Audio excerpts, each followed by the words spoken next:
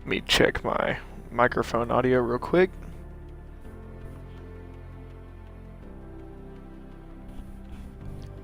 Alright, we don't sound bad for once, which is good. Which is very good. Hopefully the audio quality will increase here in a bit once I get a new headset. New headset's on the way at some point.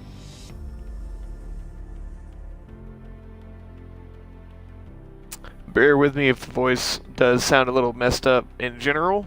It's because I have been coming off of a little bit of a issue with my voice. Kind of lost it a couple days ago. So I've been still trying to gain it back. Pretty much have the whole range, but it's a little scratchy in some spots. So again, I'll do my absolute best to have a good stream. Not sickly feeling at all, but my voice has just seen better days,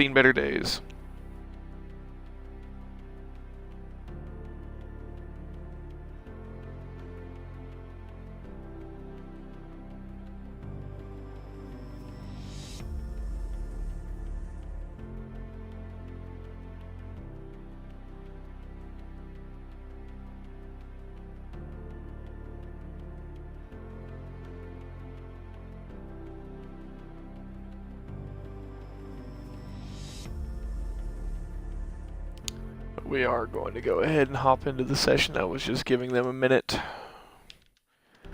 for everybody to get in before we joined.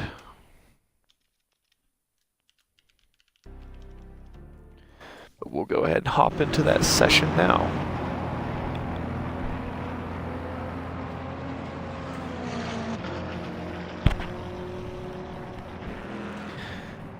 There is a pretty good chance of rain in this session. Many of the drivers not really too happy about that. Not really looking forward to the rain. But it is definitely a possibility tonight. So here we are at Paul-Ricard. It has been a while since we've been at Paul-Ricard with TRC. That would go all the way back to,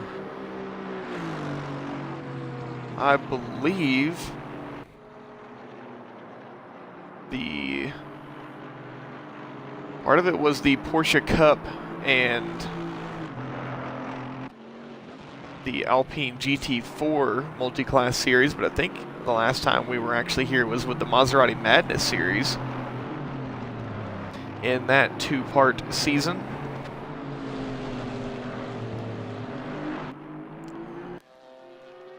Here in this practice session, still waiting for some times to roll out as some of the field have gone out to put some lap times in for their respective cars. Fernandez currently top of the board with a 205.985. But with a developing track, we should see those times drop a good bit. Say we could see top qualifying times down into the 203s. They would just have to be absolutely on it in order to get that quick. Errol in the Camaro. For those of you who are new tuning in, this is a Manufacturers Cup series. Each of the different manufacturers, the drivers at the helm of those machines, are teammates for that respective team. So on board with Harrell here, 2.8 tenths of a second off of the pace of Fernandez.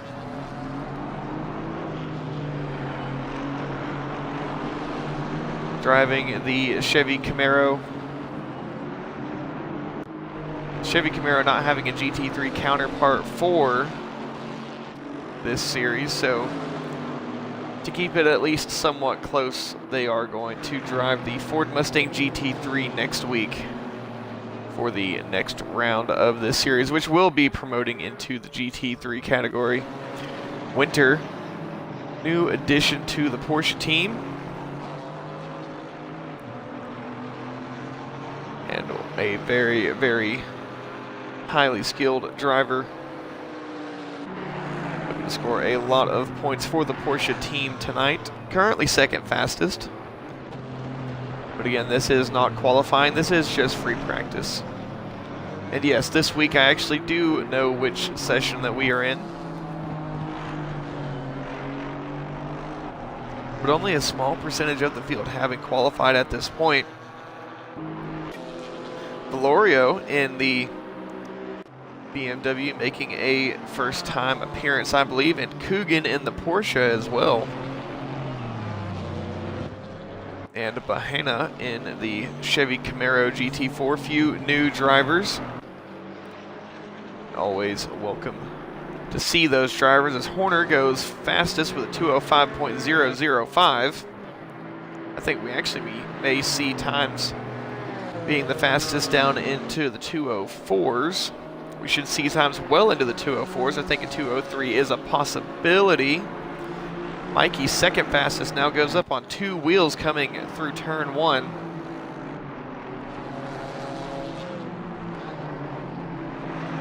One of the TRC admins and a Team Lime teammate. You'll see a few lime colors on a few of the cars.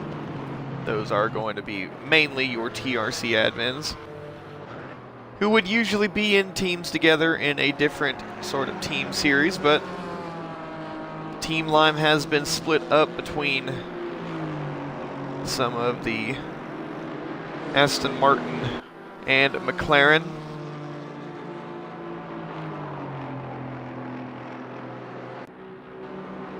It has been all Mercedes so far.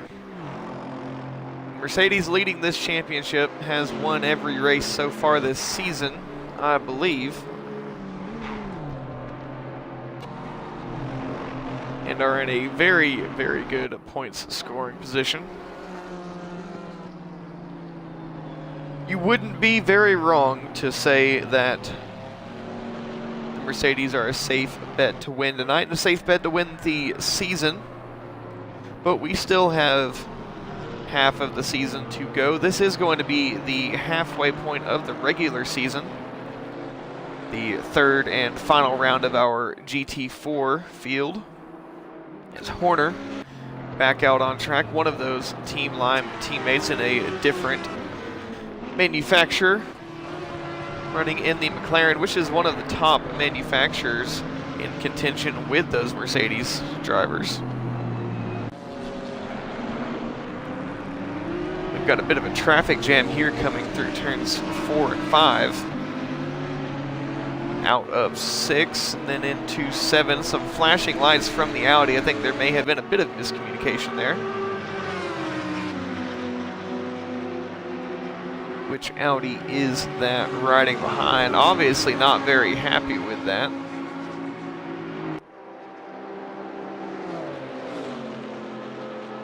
That does seem to be the number 68 of Boiling.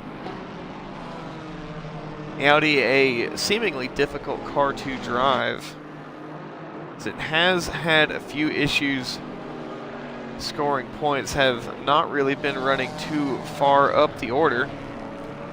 Boiling goes wide there. The entrance into turn 9. Just a few minutes left in this practice session. Hana, new driver in this series, looking for a spot to rejoin the circuit out of the traffic.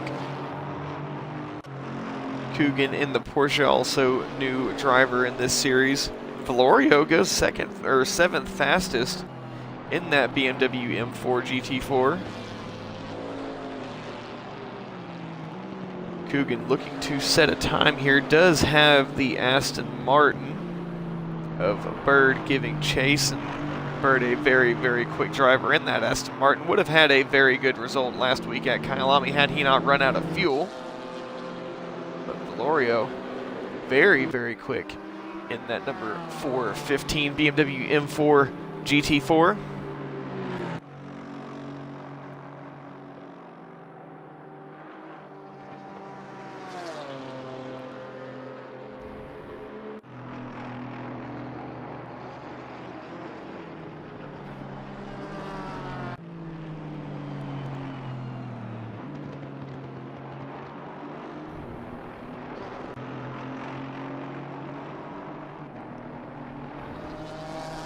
Yes, Mercedes with actually quite the sizable lead.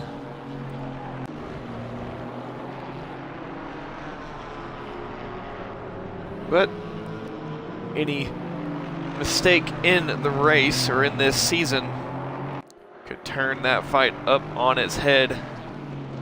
As there are a lot of points awarded, but there are very many drivers scoring those points. We could have quite a few drivers either have a very bad race. One bad race for the team could be a complete shakeup of the championship. I think it's going to have to be a little bit further into the season in order to call it one way or the other, but it is looking very good for the Mercedes so far. Maybe not showing their hand too much here in practice. Vasquez and Elizondo. Elizondo not set a time yet. Vasquez, I don't think, is looking to be top of the boards in this practice session. He'll go for one more lap. And I believe the Mercedes not wanting to show their cards just yet, not give anyone an idea of the pace, maybe try to come out here and throw up a bit of a surprise in terms of the pace.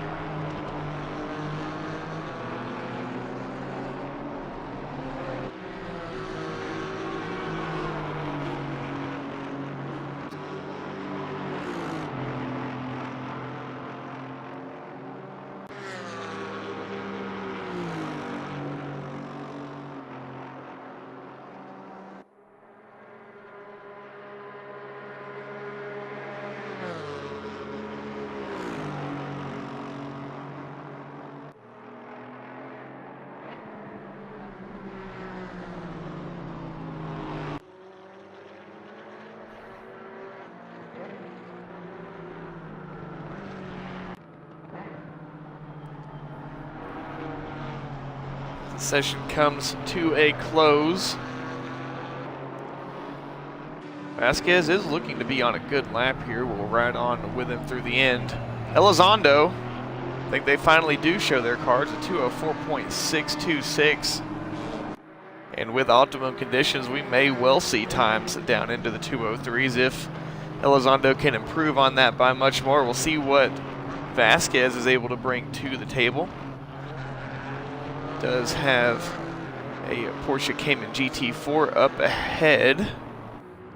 I wonder if that is Atwell or Wagner.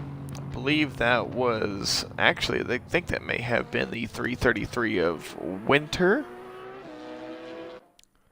I believe so. With a lot of these drivers running very similar liveries, as Vasquez goes with 204.3, I think we really should see times down into the 203s. Go on board. Where is the number 59? Looking right over, there's Jennings. Two Porsches doing a bit of practice together. That is Douglas as Jennings goes for a ride.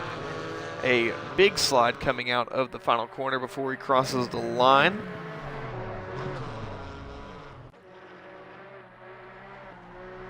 And then a bit of a wiggle, but the Porsche seems to be very, very stable. Did everything he could to lose control, and it really didn't seem like it wanted to. That's going to bring an end to that practice session. And we are now ready to get rolling with qualifying. And Young, actually one of the first to roll out. Elizondo is next, but is not going to be able to beat the Porsche. Which Porsche is that? It's not Wagner. It's not Jennings. I think that may be Douglas. Yes, that is going to be Douglas out front and ready to get after it. Going maximum attack and trying to maximize that track position. There is a bit of a chance of rain. As of right now, there is no chance of rain in this qualifying session, but there is still a chance of rain during the race. We do have two 30-minute races tonight, so that does give us a couple opportunities for some weather. But with such a short race, whatever weather we get, it's likely going to have lasting effects on the race. 30 minutes not really going to be enough time to completely dry a track, depending on the amount of rain you get and the cloud cover that remains after.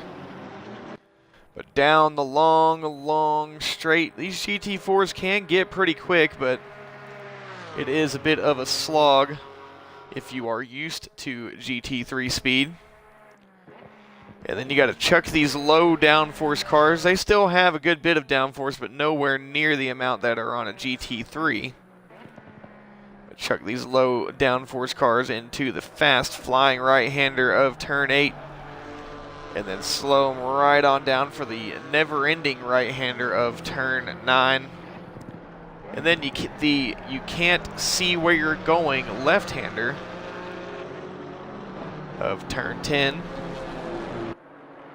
Before you come through mellow right-hander of 11 into the left-hander of 12 and 13. 13, a very, very sharp right-hand hairpin, very easy to step past the edge grip of the tires. Number 800, I believe, of Great House, another short, rolling out of the pit lane in the Audi. Right behind our front runner currently. Pioneer in this qualifying session will be the first to set a flying lap, and we'll actually go on board with Douglas in a very, very loud Porsche. Turns 3 and 4. Trying to negotiate the steering with the throttle as much as possible. Curves here can be quite deadly. They are able to be used once you're on the throttle and you've got some speed to it, but in those low speed sections they really can disrupt the weight and balance of the car and spin you around if you are not careful. And then we pretty much set it on cruise control, floor it all the way down this long straight, just waiting for the upshift. We are now in top gear. We got the slight incline before the, can't see it, but it's there, right-hander up turn 8. Chuck it in, down a couple gears, off the throttle. Is this going to be valid? You can run a little bit wide through there, then hard braking into turn 9. Very, very, very late apex though. Douglas going all the way outside, hanging around there for a second before eventually getting on the brakes and moving the weight of that car to the nose and pulling it in. I believe this is going to be invalid though. Another late apex, but too late on the brakes, too late on the apex. No apex found. We'll ride the apex through 11 and then hard braking into 12. Another late apex, or you can ride the inside. You can find time both ways, and then another late apex for the final corner of 12. We'll see if this lap is valid, and if so, it will be the first flying lap of this qualifying session. As we cross the line, it is going to be valid at 205.3. From what we saw in the free practice session, that is not going to be enough, and we actually have optimum conditions now, so regardless, as long as this lap stays valid, and I know that Douglas can improve on that lap down into the 204s. Should see an improvement into the 204s is Horner in the McLaren. They have shown to be a car with very, very good pace, a 204.210. Now the time to beat, that is the pole sitting time, as Team Lime on top for the time being.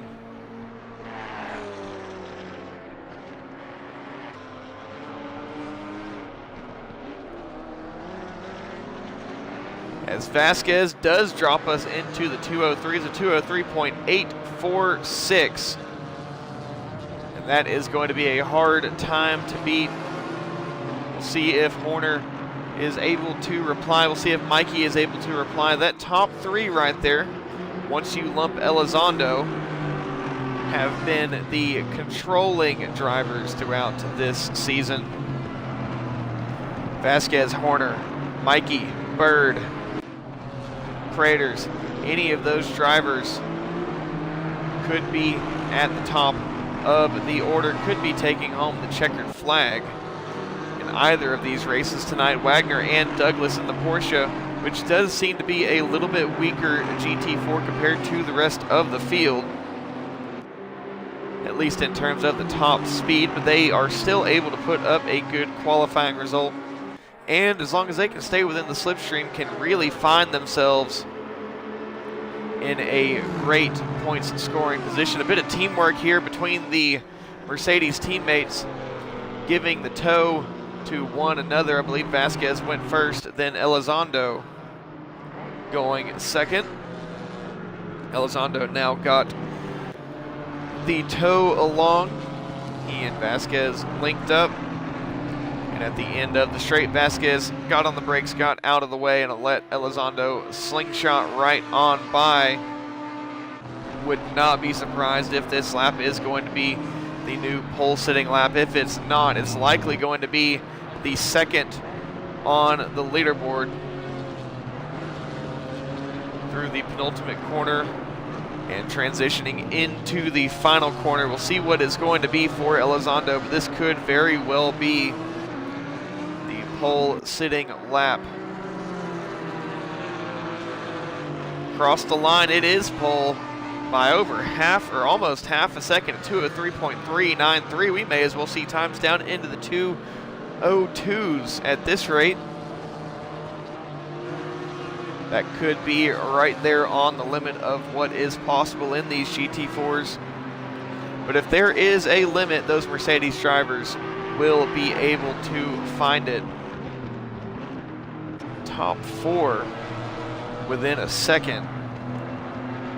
Going back down the grid, there is quite a pretty linear progression with the lap times, but the top four, namely the top two, have at least 3/4 of a second lead compared to the rest of the grid.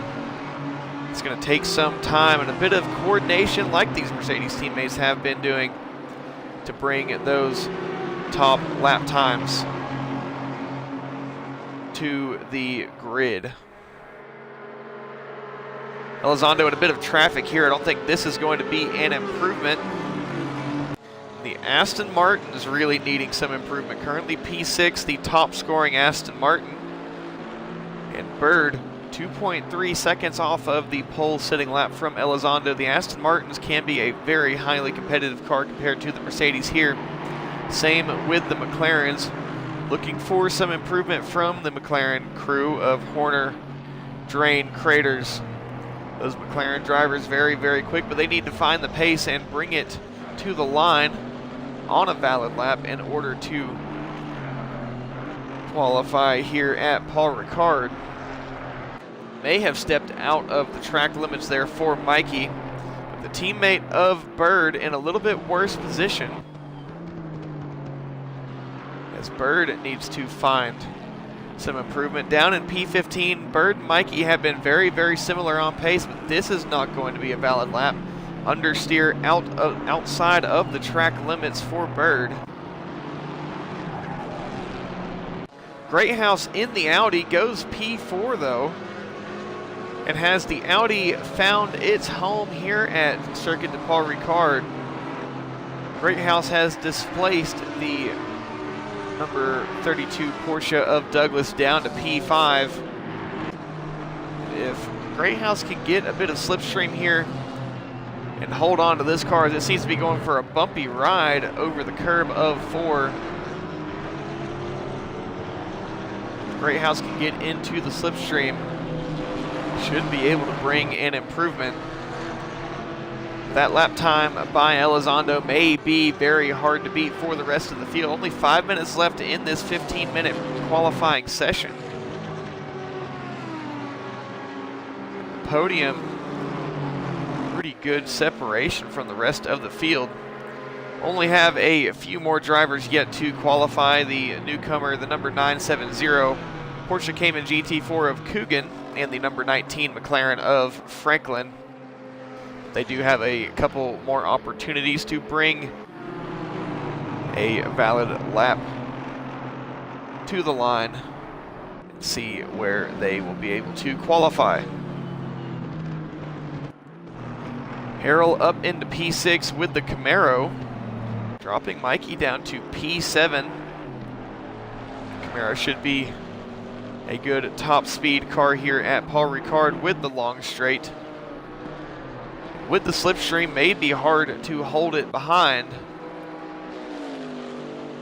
But at the same time, the Camaro a bit heavier than the rest of the field, so could start to fall back at least in terms of the handling.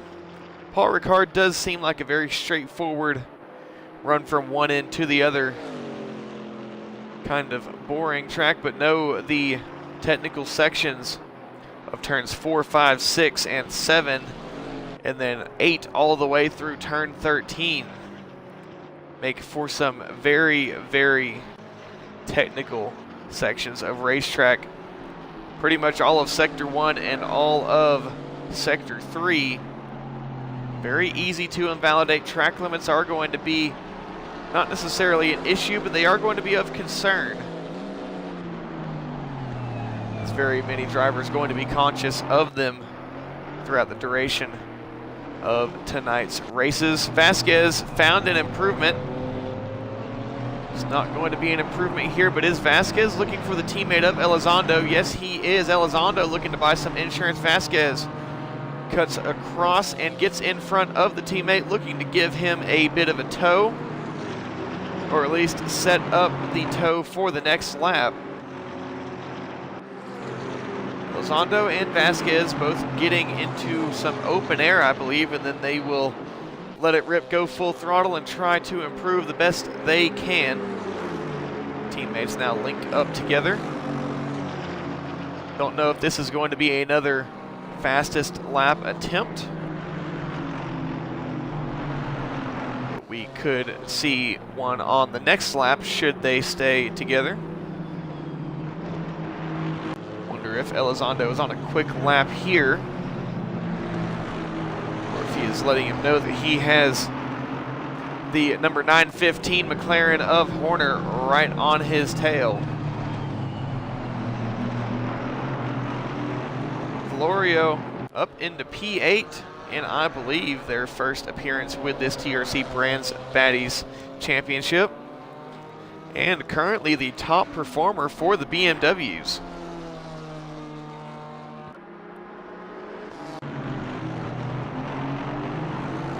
Hopping back on with our pole sitting team, and currently the Mercedes lockout on the front row. You can pull that from a Formula One script, at least if you went back a couple years. Elizondo and Vasquez, they'll have one final opportunity for a flying lap, and it looks like it's going to be Vasquez giving Elizondo, the teammate, the tow. And Horner right behind is going to want to tag along and get some of that free slipstream. We'll see if Horner is able to keep up. The majority of the field into the pit lane, as we only have a few more stragglers. 37 seconds left, so this is going to be the final flying laps for the top two Mercedes teammates. And have they bowed out? Yes, they have. It wasn't a faster lap, and they didn't want to give the McLaren of Horner the slipstream.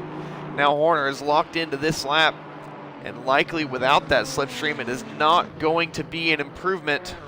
A bit of team play there Just a few seconds left to go, and I believe the number 68 of Boiling in the Audi is going to be our first finisher, at least of those on track. Those who are in the pit lane have conceded their qualifying efforts and will not be able to improve. Boiling currently P15, looking for an improvement. What is it going to be for Boiling?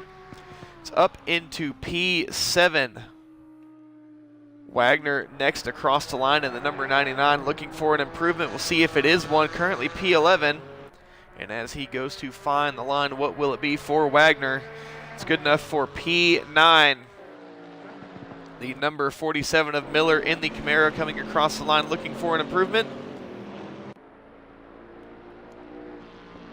It is not going to be an improvement. Miller coming out of the final corner is going to go straight into the pit lane, will not improve. And that is going to be the McLaren of Franklin, currently P23. Another McLaren across the line, that is Drain. No improvement, P17. We do have our Mercedes coming across the line, that is Mott, P12. The number 81 of Breakfast coming out of the final corner, looking for an improvement, currently P15. Does have the teammate of Mott, who is going to be a row ahead. But we'll see if Breakfast is able to get beside the teammate. No, P15 and will not improve. The number 103 of Bird really needs an improvement to get up there with the teammate, but P17, he's going to start right in front of a teammate of Norman, but not going to be much of an improvement. It's going to be an improvement from Harrell. P8 will not improve. Jennings, the number 59, not going to improve there. We do have the number 18 of Bahena coming across the line in the Camaro. And will it be an improvement there? It is valid. It is good enough for P30 for Bahena in the Camaro. Well, it's back to Mercedes on top. Elizondo P1 with a 203.393. Vasquez was actually the fastest Sector 1 and Sector 2 at 203.753. Horner P3, Greathouse P4, Douglas P5, Valorio P6, Boiling P7, Harrell P8, Wagner P9, Mikey P10, Winter P11, Mott P12, Craters P13, Fernandez P14, Breakfast P15, Young P16, Bird P17, Drain P18, Norman P19, Bow P20, Jennings P21, Wilson P22, Franklin P23, Short P24, Merkel P25, Trotman Grant P26, Miller P27, Coogan P28, Caligari P29, Bahena P30, and Heiderstadt P31 with a late entry into the session.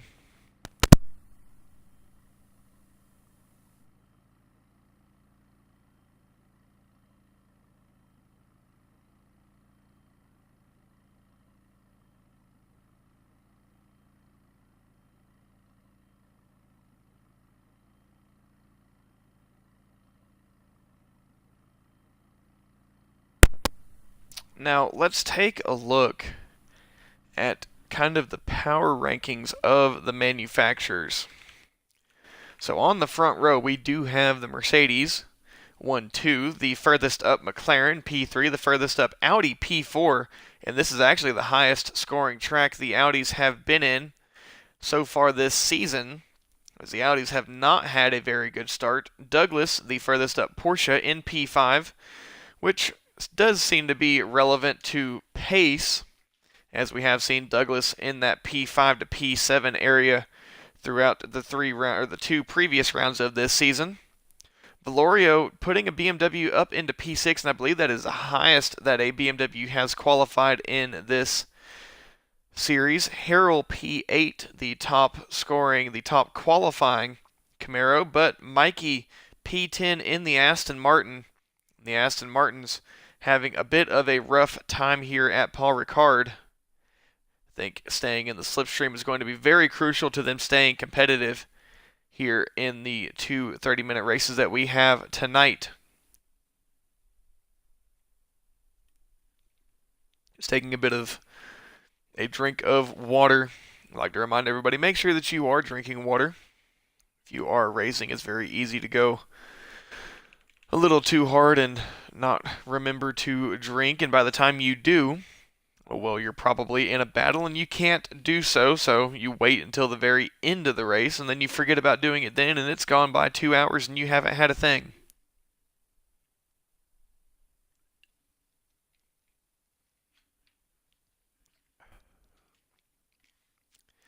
Drinking some Body Armor electrolyte water.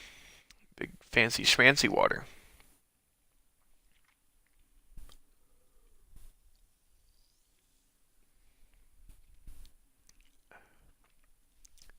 About a minute away from engines fired. Drivers, you will see them drop off the jacks. They are completing their setups, making sure that everything is ready to go for race time.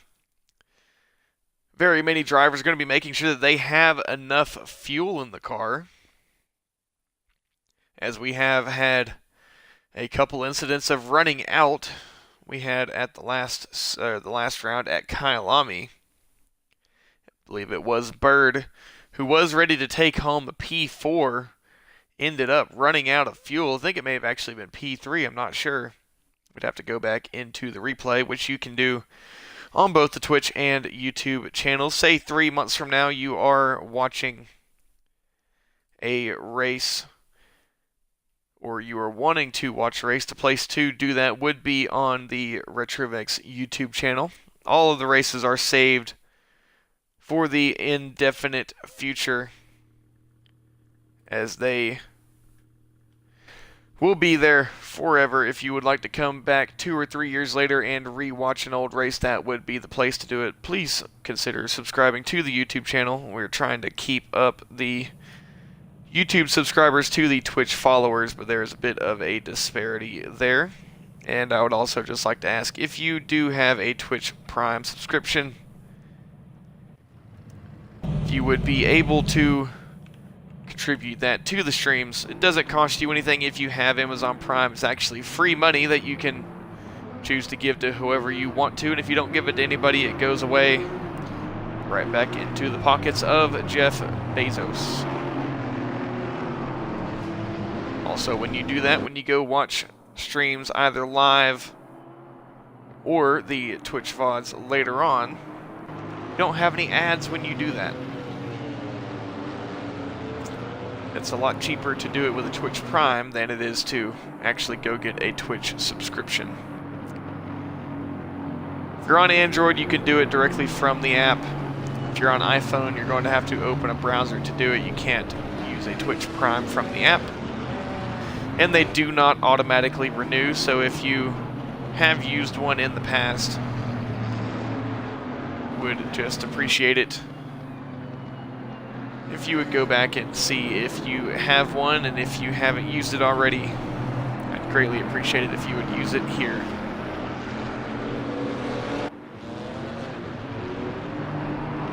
Elizondo and Vasquez back on the front row, as it has been, I believe, pretty much every single race this season.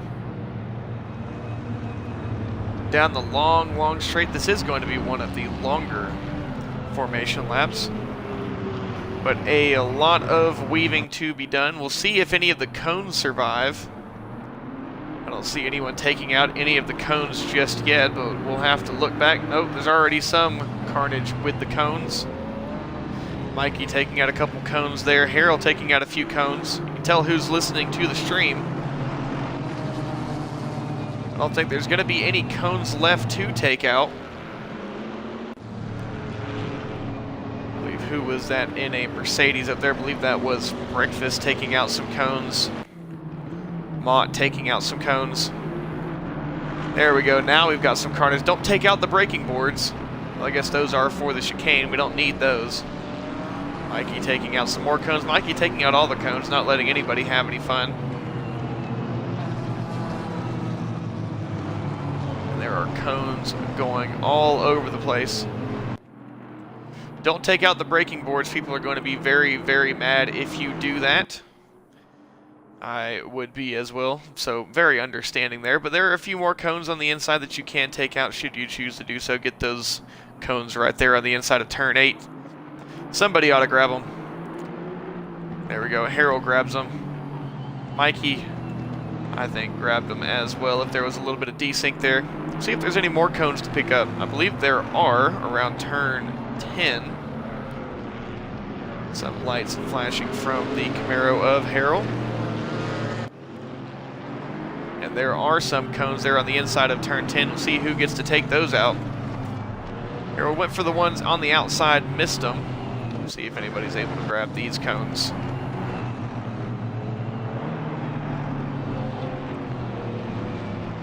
No one grabbing the cones on the inside. Did have a McLaren of Drain, took out a few cones on the outside there, but now playtime is over. We line up 2 by 2 as going 15 rows back. We are lined up, formed up, ready to take the green flag for round 3, race number 1 of the TRC Brands Baddies Championship Series. And as they come to the line, wait for the lights to turn from red to green, and we are green, green, green. We do have 2 cars, the number 79 and the 246, getting drive-through penalties for starting infringements. They are 3 wide behind. And Aston Martin does have an issue though, and that is the Aston Martin of Norman goes hard into the wall. Does rejoin, and I think no one else collected. May have been a solo incident. Norman also almost going around, makes contact with the BMW of, that is not the BMW of Bo, that was the BMW, I believe, of Trotman Grant. Trotman Grant makes contact with the Mercedes, the number 91 Mercedes, as there's an Audi involved there as well. I believe that may have been the Audi of Short. That is the Audi of Short. Monster trucking over the Porsche of Coogan.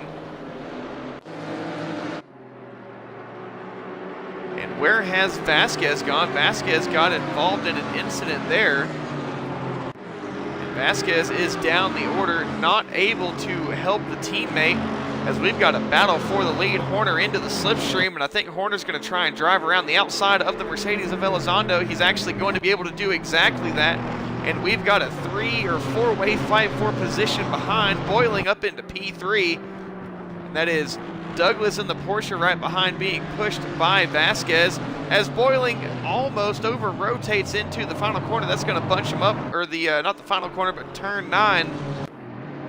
That's going to bunch him up behind. Douglas on the inside of Vasquez. Vasquez having to go look for an opening.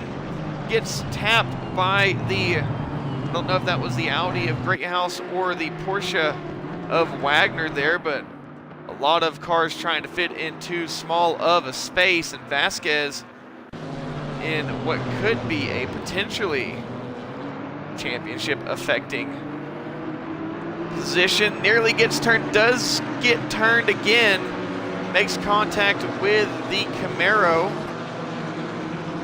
I believe that may have been the Camaro of Bahena. And the McLaren of Caligari trying to get into the pit lane ended up making some contact with Bahena as well. Drain coming into the pit lane, but Vasquez having about as bad of a start as humanly possible, is now down second to last. He's actually currently scored P28 ahead of the drivers who are serving penalties. Elizondo able to get back around as they come back onto the front straight, but now a sitting duck with no teammates to help, as Horner is going to be back into that slipstream. But we've also got Boiling in this fight. Douglas trying not to fall out of the slipstream, but I don't think he's quite able to keep up. Greathouse in the Audi looks to drive right on past. Battle between Elizondo and Horner. They are door to door coming through turn 8. Elizondo eventually does retake the lead there. And now Horner has pressure from behind from the Audi of Boiling. The Audi's very strong here, seemingly very strong here at Paul-Ricard. But Elizondo in a bit of an unfamiliar situation so far this season. He's alone at the front of the field. Does not have Vasquez playing defense for him. Does not have the teammate to really use the slipstream off of.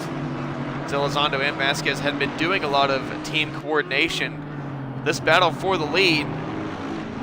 They are elbows out. Horner wants to get past Elizondo, knows that he has to get past Elizondo if he wants an opportunity to get this lead and hold on to this lead. Elizondo, a very, very good long stint driver.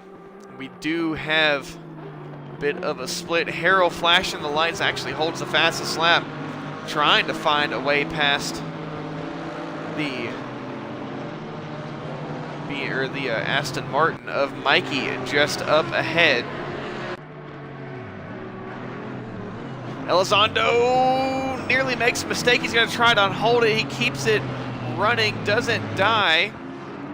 Rejoins the circuit in front of Boiling, but the pressure definitely showing on Elizondo. Makes a crucial mistake into turn 3, but also makes a crucial save. Does not let the car go around, doesn't let the car die. Just doing a power cycle on the car takes a lot of time, and you would have lost a lot of positions with how dense the field is behind. They are quite dense all the way through. Douglas has actually had the start of the split in the pack, as the teammates of Douglas and Wagner, both in a good point scoring position for the Porsche. Very good point scoring position relative to the rest of the season, should they be able to bring this points finish home. Mikey looking to make a move on the Audi of Greathouse, who goes a little bit wide. The two Porsche teammates of Douglas and Wagner actually having a little bit of argy-bargy, and Douglas makes contact with the Audi of Greathouse. Greathouse actually suffering negatively from that, loses the position to Mikey. And now Mikey on the front foot looking for a way past the two Porsches. As with as much action as we've got going on here, I think we've got to go helicam to try and keep everything in sight. Elizondo now under attack from Boiling. The Mercedes, they were able to put it on pole, but having some issues with pace. And that Audi seems to be very quick in a straight line, especially with that slipstream. Elizondo and Boiling door to door through turn 1. Boiling now has the inside for turn 2. Elizondo is going to give him the opportunity. Boiling actually gets a little squirrely coming out, and Elizondo gives them a bump. Boiling's just staying way outside, saying, I'm not going to rejoin until I absolutely have to. Boiling now goes deep into turn 3. That does open the door for Elizondo into turn 4. Turn 5. As they come through 6 and 7, it's still door to door between Boiling and Elizondo, but now the number 99 of Wagner right behind this fight. This is a three-way fight for position. This is exactly not what Elizondo wanted, as they have now let Horner sail off into the distance. There's quite a ways between Horner and Boiling. This fight for P2 is far from over. Elizondo wants to reclaim points that he has lost from the lead. Has got to get past Boiling now. Boiling goes a little bit deep into turn 8. Mercedes of Elizondo trying to get up the inside of Boiling. Does get up the inside, slides out a little bit though. Boiling has to get on the brakes to avoid contact, and Wagner's right there to pick up the pieces should things go awry for both Boiling and Elizondo. And they are getting a bit rough with each other. Boiling now dropping back in track position to the Porsche of Wagner. Going slightly defensive, but ultimately able to rejoin the racing line. Horner out in front by himself. But I think that's a bit of a mistake. Maybe some oversteer from the Audi of Boiling. Very, very wide. We did talk earlier about track limits. You do not want to risk it with track limits. And the two Porsche teammates giving each other a bit of a bump draft down the straight, as Douglas trying to egg Wagner on. And a three-way fight behind all front engine fight here between the Aston Martin, Camaro, and BMW. Three-way fight with three different manufacturers. Right behind we have Valorio and Craters, or Craters and Winter, who want to bring two more manufacturers into this fight. So I think we're gonna have a five-way fight for position here.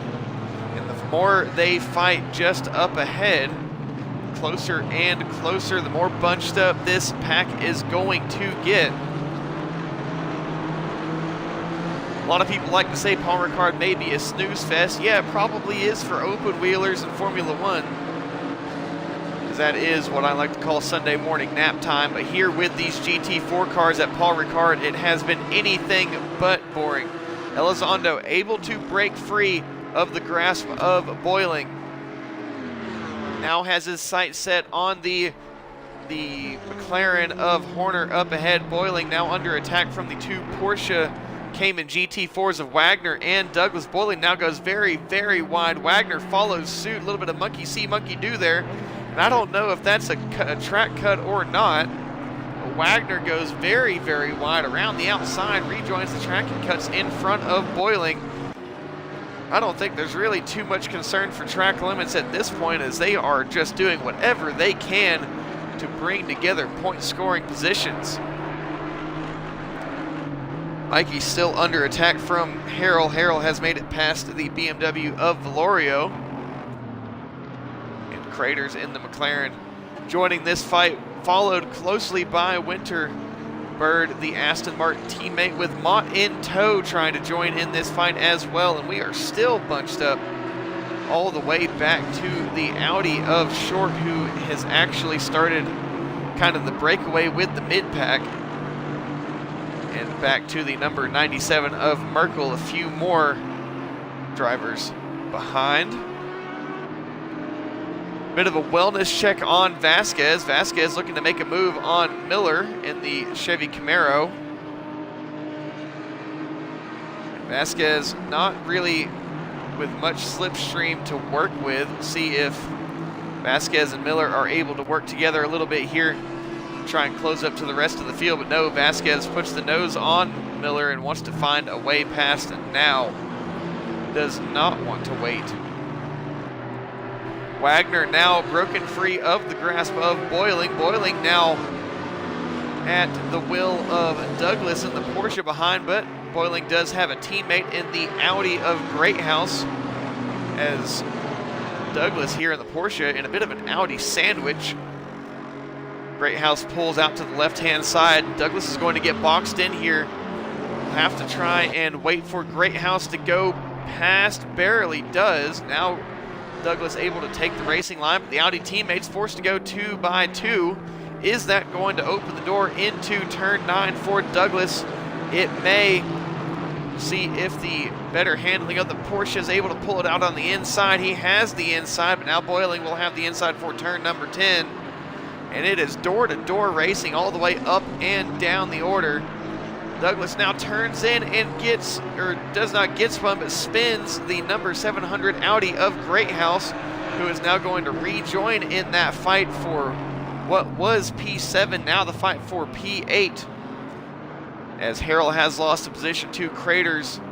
Valorio ahead of Craters now, but Harrell wants to fight that position back. They're too wide through the final corner. Camaro clattering over the curbs with Winter in the Porsche going over the outside curbs. And now Harrell going to lose some positions. Greathouse trying to regain positions lost after that spin at turn 10. These guys sure are making it busy for me. Greathouse had to avoid the corner. Now has to try and not get a track cut, corner cutting warning or disqualification. Ultimately does not, but had to bow out of the chicane there. And our front runners starting to separate a little bit. Who is that just behind? That is the Mercedes of Elizondo. McLaren of Horner has some company now, as Elizondo has broken free of the rest of the pack. Elizondo now trying to regain what was once his, take back the lead of this race. and make it yet another win for Mercedes, but we'll see if Horner is able to deny him. I know Horner's not going to give it up very easily. We'll see if Elizondo is able to close in. I think the McLaren may actually have a bit of a top speed advantage compared to the Mercedes. And door to door beside each other, the fight between Wagner and Boiling continues. No drive-through, or no 30-second stop and go. Actually, there is a drive-through there for track limits from the 333 of Winter. A bit of a commentator's curse there. And they are all sorts of wide behind. Harrell going very, very wide to avoid contact. Now lines up behind the number 700 Audi of Greathouse, and I'm sure of exactly what's going on with Harrell here. Went off track there for a second. Maybe giving a position back. They do have the McLaren. That is actually the McLaren of Franklin right there in that fight. In this fight for the lead, Elizondo got within slipstream range of Horner. Winter dives into the pit lane to serve that drive-through penalty as soon as possible and try and limit the time and positions lost, but it's going to be quite a ways down the order for Winter, who is just going to have to crawl through the pit lane at limiter speed. Elizondo and Horner fighting here. We'll go on board with Elizondo. Is Elizondo now going to be in the slipstream range of the McLaren, and Horner getting a very poor exit of turn 6 and 7. And now, and adding salt to the wound, the number 333 Porsche of Winter gets a 30-second stop and go for speeding in pit lane after serving that drive-through penalty. Elizondo trying to stay within the slipstream of the McLaren, trying to use that slipstream as a way to get past, but it's not really seeming to work out for him too much. He's closer than he was, but did not get past, was not close enough to go past. Elizondo now going to have to try and size up the move on to Horner, but now is very, very close, and it's going to be harder to pass being this close. We'll see if Elizondo is able to keep up. Elizondo desperately needs to stay within the slipstream range, but doesn't want to get too close in that slipstream range. Wants to have enough room to build up the speed and sail right on by, as Horner did earlier in this race. Fight between Boiling and Douglas. Boiling actually went very wide there, trying to get the inside. Is going to lose the position to Douglas. Now Mikey right alongside. Boiling may be losing a position to Mikey. Boiling ahead of Mikey now. Mikey now within the slipstream range. And very, very deep for Boiling. Gonna have to try and slow down to avoid getting a penalty for track limits. Does slow down and is going to lose 2 positions, both to Mikey and Valorio. Valorio, take a second to talk about him, has done an absolute awesome job in the BMW, currently running P7 in I believe their first race in this season. The number 700 of Greathouse gets a drive-through penalty for track limits, and back on board with the lead, the battle for the lead. Elizondo once again close to the Mercedes, or the McLaren of Horner, but not close enough, I don't think, for the overtake.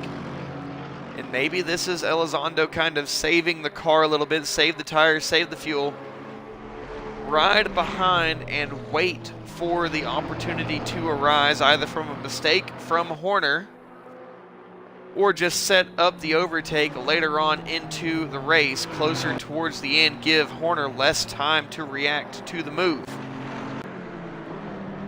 Boiling now battling with Valorio between the impact and now penalty between Greathouse and the Porsche of either Douglas or Wagner. Franklin, the number 19 McLaren, gets a drive-through penalty. That's not going to help the McLaren points standings. Winter clears his 30-second stop and go penalty. Greathouse is going to have to come in and serve a drive-through penalty. Franklin going to have to come in and serve a drive-through penalty. And Boiling, trying to pick up the pieces, has been only moving backwards as of recent. Has the pace, but just has been getting caught out way too often. Boiling now with a bit of open track, open air, regain composure, and try to get those positions back, but it is going to be an uphill battle. But the Audi does seem to have a top speed advantage over the majority of the rest of the cars in the field. Miller and Jennings in a fight here. I think Jennings, that is actually not Jennings, I think that is the Audi of Short. Miller and Short here in a fight, heading into turn number 1.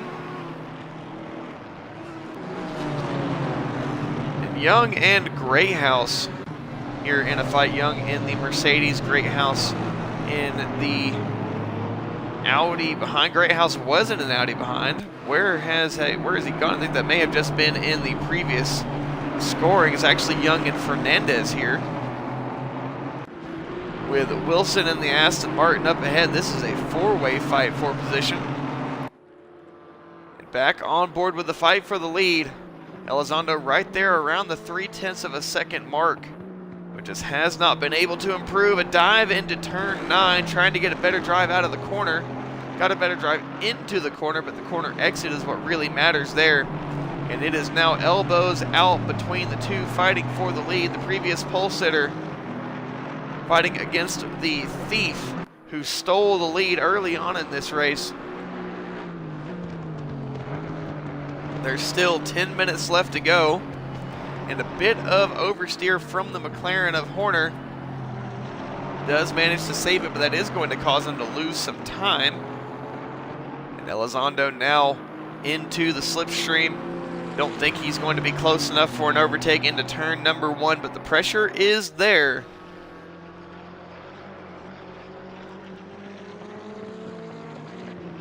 Elizondo trying to close down into turn number 1. Once again, not close enough for an overtake. Elizondo needs to try and get close enough by the time they get to the back straight. Back on with this fight between Wilson, Young, Fernandez. Wilson, I believe, was actually moved backwards a position compared to Fernandez. Fernandez up ahead. And then it is 4 Mercedes all in a row. Mott, Breakfast, Vasquez, Young. Vasquez, after getting sent back to the back of the pack, has now made it past the Mercedes teammates. And when they come through the Sector 1 timing line, I believe it's going to be P10 for Vasquez, which would have been 18 positions gained between now and then. Vasquez is a very quick driver. And no, it's actually going to be P12 for the time being. And who has gotten a 30-second penalty? That is Franklin, serving the drive-through, gets a 30-second stop and go for speeding in the pit lane. Elizondo now has fallen back from Horner, and is Horner going to deny the Mercedes, deny Elizondo the perfect record for Mercedes all the way through this season? I think there is a high possibility Elizondo also could just be saving the car for a later time in the race. Bahena in the number 18 gets a drive-through penalty. Side by side between the BMW of Fernandez and the Mercedes of Young. Wilson and Norman in the Aston Martins behind, trying to keep up, trying to stay in this fight. 0.02 of a second between Mikey. And what has happened here? Okay, that is Craters. Yes, we have a Team Lime Mercedes. That is Caligari. I thought Horner had dissolved from the lead there for a second, but Boiling under attack by Mikey and Valorio. Craters also getting into this fight. Bird right there in this fight as well. And the the fight between the leaders. What has happened here? That gap has grown astronomically, 6 seconds. As Elizondo made another mistake, and I think that may put a bow on it right there. Is Elizondo falling backwards? We'll have to see at the end of this sector timing line. But I don't think the Mercedes is too happy here at Paul-Ricard. Valerio behind Mikey. Mikey behind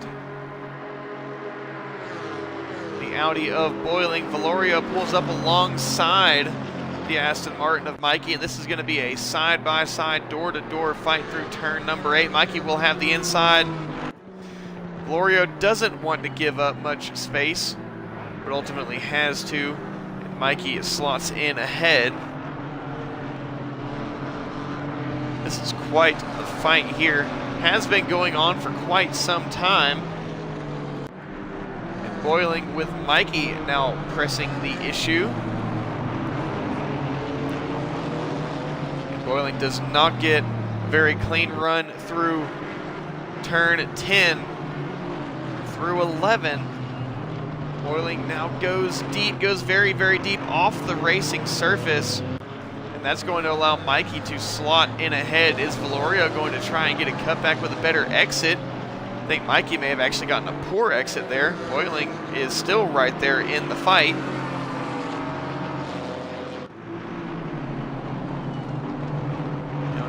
Fernandez in tow right behind Wilson as well. Then Norman following shortly after, but Wilson now has a drive-through penalty. He's going to pull off onto the right-hand side and serve that penalty. The McLarens have been very strong. And as of right now, able to strong-arm this lead. Did not qualify on pole, but able to take the lead away from the Mercedes. It was a Mercedes lockout. It will be again a Mercedes lockout in race number 2, as qualifying is the same between race 1 and race 2. But not much improvement from the Mercedes. Vasquez in P12 does take the fastest lap, but Horner, as long as nothing changes, has about 2.5, 3 more laps to go. I think it will be this lap and then 2 more at the line. Should be this lap and 2 more at the line.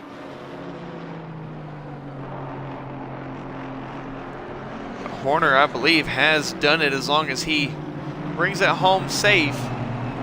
Only has a couple laps to do so. With enough of a margin, he can kind of step off the throttle a little bit. Doesn't need to be nearly as aggressive.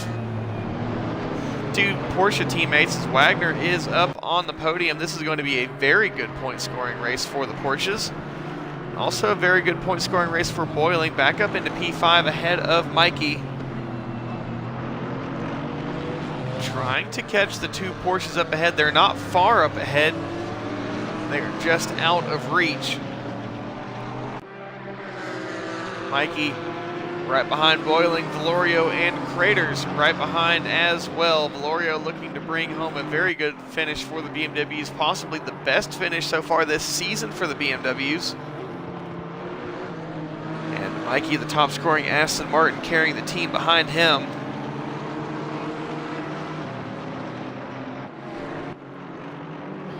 Vasquez has now caught up to the fellow Mercedes teammates of Mott and Breakfast, and I don't see any reason why they wouldn't allow him right on by. Likely will do so down the back straight. Young in a battle here with Norman. Watch them as they head into turn number 3, or actually turn number 4. Not much working there for Young in that fight. Douglas and Wagner running 1-2 for Porsche.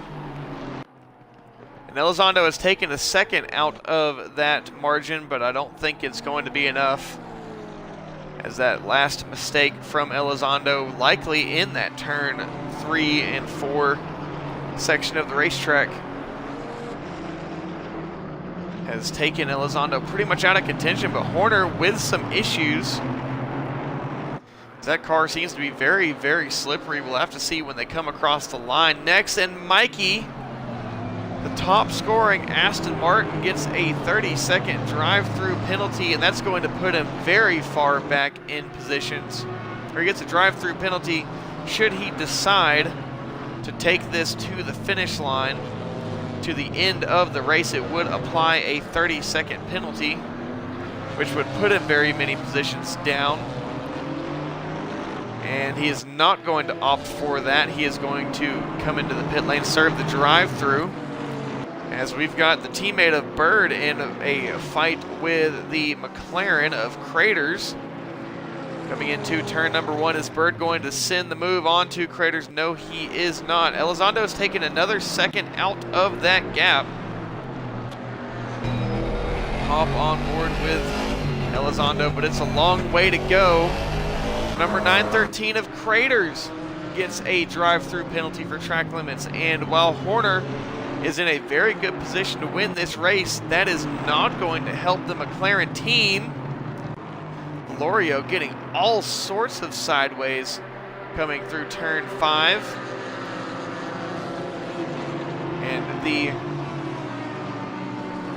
I say the Aston Martin of Bird chasing the McLaren of Craters. Bird is going to get that position regardless. Vasquez riding right behind the Mercedes teammates. They may get a 3-wide spread finish or formation finish across the line. As of right now, it is looking like Horner to bring it home though, as I believe this may be the first race win of the season for the McLaren team. Just a couple more corners left to go.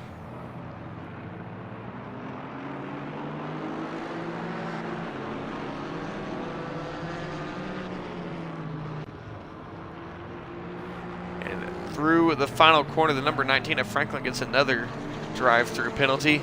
But it's going to be Horner taking home the checkered flag for race number 1. Elizondo will bring home P2.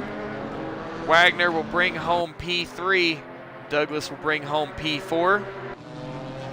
Boiling will bring home P5, the best finish for the Audi team so far this season. Valorio brings home P6. Craters will not bring home P7, is actually going to be relegated far down the order. Bird takes home P7, Craters takes home P8. It's a 3-way Mercedes finish for Mott, Breakfast, and Vasquez, and that is a very good point-scoring finish for that team. Fernandez will bring home P12, Young will bring home P13, Norman P14, Mikey will take home P15 after serving his penalty. Greathouse will bring home P16. Miller will bring home P17. Bowe and Jennings, the BMW and Porsche right behind. Merkel will bring home P20. Wilson will bring home P21. And Drain with a drive-through penalty will not bring home P22, is actually going to be relegated down a few positions there. I believe down to P24. Coogan brings home P23. Trotman Grant brings home P24. And is this a fight for position between Winter and Granados? Remember, Winter had to serve a 30-second stop and go. And the drive-through penalty, Granados here right beside, and I think this is or was a fight for position. I believe Winter has gotten that position on the final lap. It's going to be Winter ahead. Winter does take P25. Granados brings home P26. So at the end of race number 1, it's Horner On top, taking home the win with Elizondo P2, Wagner P3, Douglas P4, Boiling P5, Valorio P6, Bird P7, Craters P8, Mott P9, Breakfast P10, Vasquez P11, Fernandez P12, Young P13, Norman P14, Mikey P15, Greathouse P16, Miller P17, Bo P18, Jennings P19, Merkel P20, Wilson P21, Drain P22, Coogan P23, Trotman Grant P24, Winter P25, Granados P26, Short P27, Bahena P28, Franklin P29, and Caligari P30. Well, we are ready to go for race number 2. And Vasquez going to hope for a much better running in race number 2 compared to race number 1. As long as Vasquez can avoid contact, avoid the mistake, he and Elizondo will be able to at least hold the front for the time being, but it's going to be very, very hard from what we saw in race number 1 for the Mercedes drivers to hold on to that lead throughout the entirety of race number 2. There is also the potential weather element. There's only one way to find out. We got to transition to that session to see if we are going to have any weather. So far, dry all the way through free practice, qualifying, and race number 1. But there is a slight chance of rain. I think it's about 10% for race number 2. We'll just have to wait for the session to get us transferred over to race number 2 to see what kind of weather we are going to be looking at. If I had to guess, I would say it's dry, but we could always see that 10%. And it doesn't necessarily mean that it's going to be raining at the start of the race. It could be raining about halfway through the race. Again, we are just waiting for race number 2 for the formation to start. And there we are. We are lined up on the grid for race number 2. 15 rows of cars going back in about 3 minutes until we get rolling for formation lap for race number 2.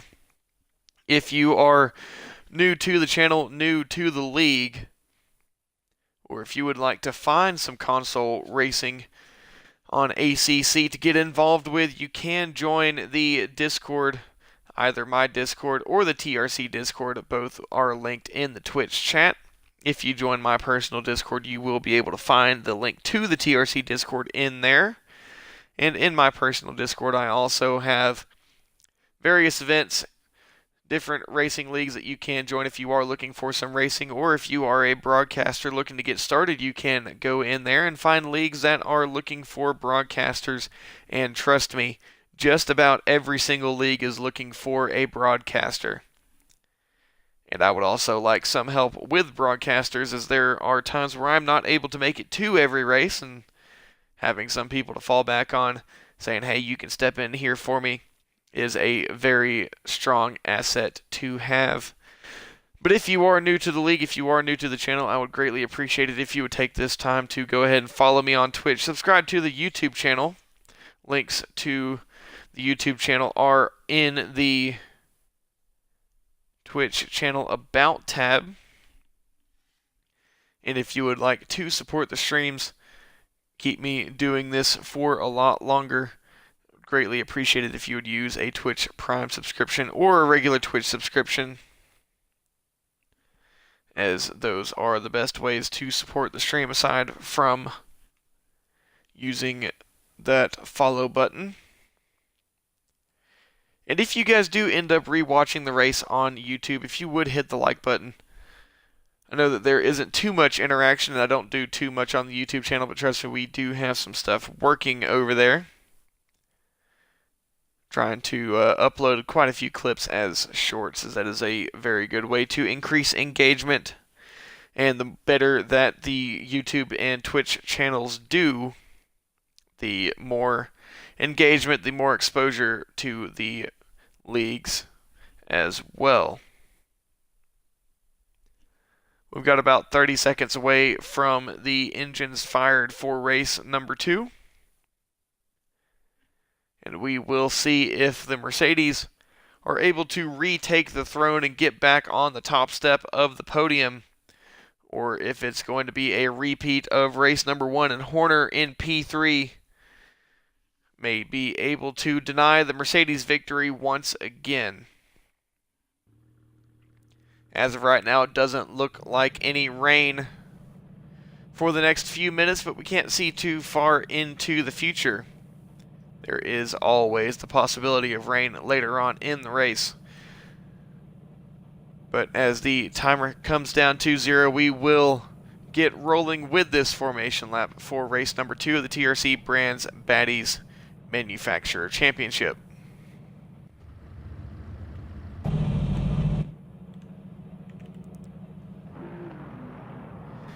And we are now rolling. Elizondo leads us off the line.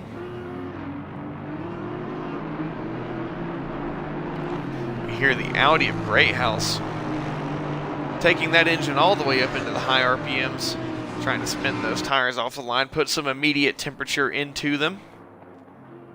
You're going to see a lot of weaving here. It's a very, very long formation lap with that long back straight. You're going to see a lot of weaving trying to increase the tire temperature, which in turn will increase the tire pressure, but will also get the carcasses nice and malleable and grippy for the start of the race. Same thing with the brakes. You'll see the drivers dragging the brakes, slowing down a lot. They're trying to generate some warmth in those brakes. The warmer the brakes are, the softer the brakes are, better they are at slowing the car down.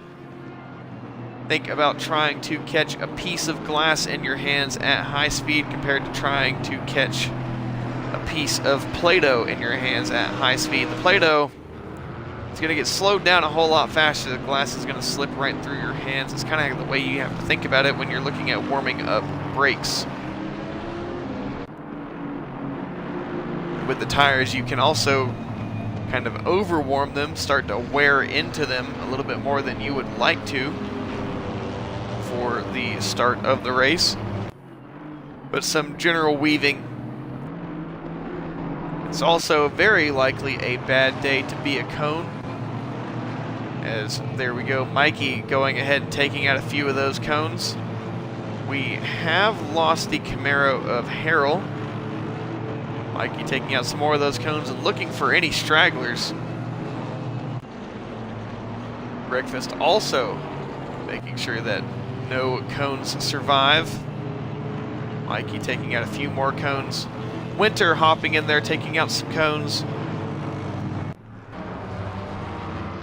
As part of the weaving and part of the fun here with TRC, especially at Paul-Ricard, we like to take out all of those cones. As there's way too many of them and they don't really serve any purpose. What you do not want to do is take out the braking zones into the fast flying right-hander of turn number 8. This has been a very high action zone for both this league, and it's a high action zone pretty much in any league, in any sort of car. Too wide through turn 8. It's either a great move, great racing, or absolute disaster, and there's really no other way about it. If you get tapped in the rear heading through turn 8, you're pretty much just going to be a passenger all the way out to that outside wall. And it's quite a long way to that outside wall, but I have seen drivers get turned around backwards and they have no choice but to hold on for dear life as they get sent rightly into the shadow realm. We now go 2 by 2 as we get formed up for the race start for race number 2 of the TRC Brands Baddies. The third and the final round of GT4 here at Paul-Ricard. We do transition to GT3 next week. So all of the manufacturers except for Chevy. The Chevys will be in the Ford Mustang GT3, keeping it at least on theme. Not necessarily on brand, but keeping with the theme. As we await the green flag here for race number 2. Vasquez hoping for a much better race, and we are on the throttle. Horner very, very quick, a great start. Wants to find a way past the leading Mercedes of Elizondo. Boiling also looking very eager for an overtake. Vasquez and Elizondo side by side through turn number 1, but no, Great House and the number 700 Audi gets turned around, and they are absolutely collected behind Fernandez involved in that incident. Don't know who else is involved there. Nearly some contact there between Mott and the BMW of, that's not Fernandez, that does look to be the BMW of Valorio, has dropped down a few positions. It does stay a Mercedes 1-2 for the time being, but they are going to be racing each other behind, and this is where you really start to see who's got the top speed over the others. Horner trying to stay within the slipstream of the leading Mercedes. Wagner and Douglas very cooperative teammates in the Porsches, but no, Douglas is far behind, is back behind the Audi of Boiling and the Aston Martin of Mikey. And who is this cruising up right on alongside? That is the Mercedes of Mott, who has jumped into this fight currently in P7, was scored just ahead of Douglas. Douglas does retake the inside. Going back just a ways to kind of look and see. There's 3 Camaros all together here. Merkel rocking the Garage 56 colors on that Camaro. Back up top with our leaders, Elizondo and Vasquez. Elizondo in the lead with Vasquez in tow. Now, this is the team dynamic that we have seen all the way throughout this season. Kind of the offense and defense. Elizondo going to try and run away with this as best as possible. Vasquez will actually look backwards from his Mercedes. That gap is actually quite big. But Vasquez plays defense for Elizondo and keeps those cars behind at bay. Douglas ahead of Boiling now, as Boiling lost out of position there. Valorio in the BMW down to P8. Also looking to find some improvement. Finished P7, I believe, in the race prior. Very good finish for the BMWs, but wants to do it again. Has Craters in the McLaren right up behind, but Craters has some company with the Porsche of Winter. They are side by side all the way through turn 6 and 7. McLaren quicker in a straight line than the Porsche, but the Porsche right into that slipstream. Or actually, no, that's Mott pulled right into this fight as well. And Mott in the Mercedes pulls over to the left-hand side and wants to find a way past. Horner still in along with this group at the front of the field. Wagner with Mikey as company behind. Also, Douglas behind has Boiling to contend with. 3-way fight for position behind between Craters, Mott, and Winter. Mott was unable to get past both Craters and Winter there. But Mott also has some help with Breakfast, who has pulled up into this fight. Drain in the McLaren right behind. And we have a fight here between the number 700 Audi of Great House, who got spun around from P5, I believe. Was high up the order, but just a very unfortunate start for Grey House. He's got to try and regain all those positions, but with the pack as grouped up as they are now, shouldn't be too hard for him. Into the final corner, Winter did have to cut the circuit there, and he's actually going to be under attack from the Aston Martin of Wilson.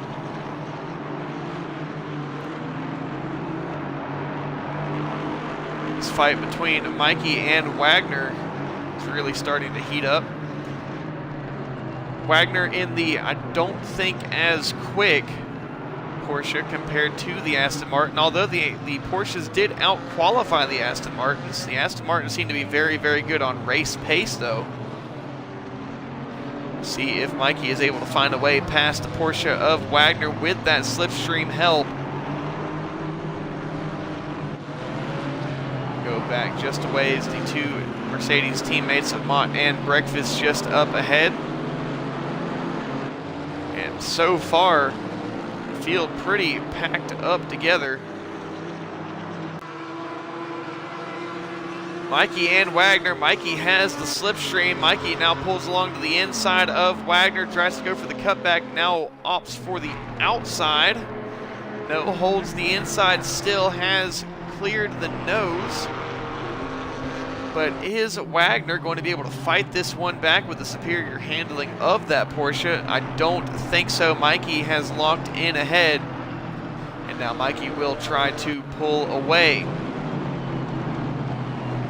Horner just needs to try and hold on to the Mercedes teammates up ahead of Elizondo and Vasquez, the dynamic duo, the championship winning duo. Can't tell you how many TRC championships they hold between the two of them. They are definitely the favorite to take home the win at the end of this season. Winter in a fight here with Greathouse. Greathouse was scored ahead. Winter finally found a way past. Both Winter and Greathouse going to try and fight their way back up through the field. Greathouse definitely has some pace, but just has to be able to utilize it properly. Try to minimize time loss. We'll see if Greathouse is able to get back up into the top 10 and possibly even further. But he's got to get past a Winter here, who is making it a very hard fight, but Greathouse is going to be able to slot in ahead, and now Franklin in the McLaren wants to have a nose up the inside into turn number 3, and I think he will later on the brakes. And the Porsche, they're door to door coming through turns 3 and 4. Winter once again has to concede the position there. And now Wilson wants a piece of the Porsche.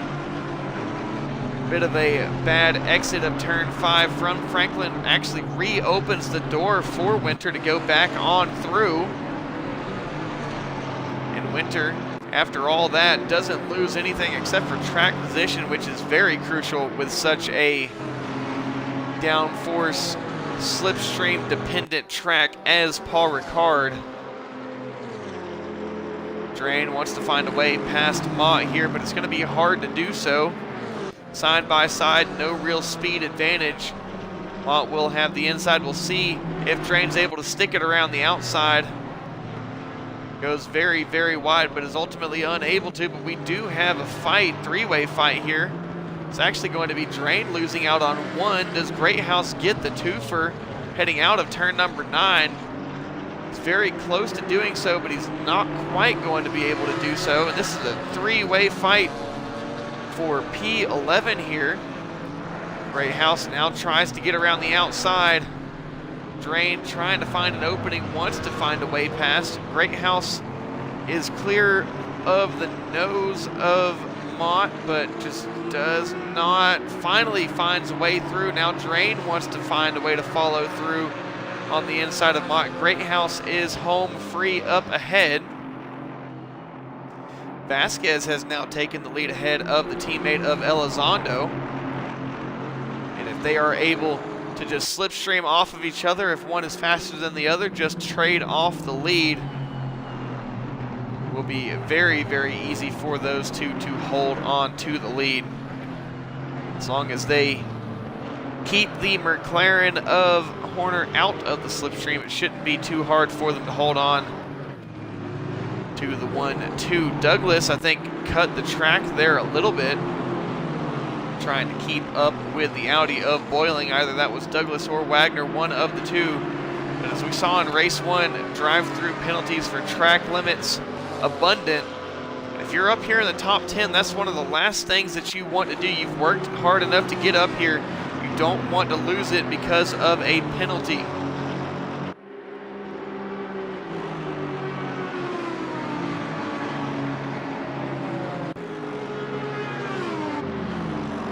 McLaren of Drain trying to pull alongside and find a way past the Audi of Greathouse. This is not what Greathouse wants. Greathouse just wants to pull away and try and regain positions, but will have to fight for them. Greathouse has the inside through turn 8.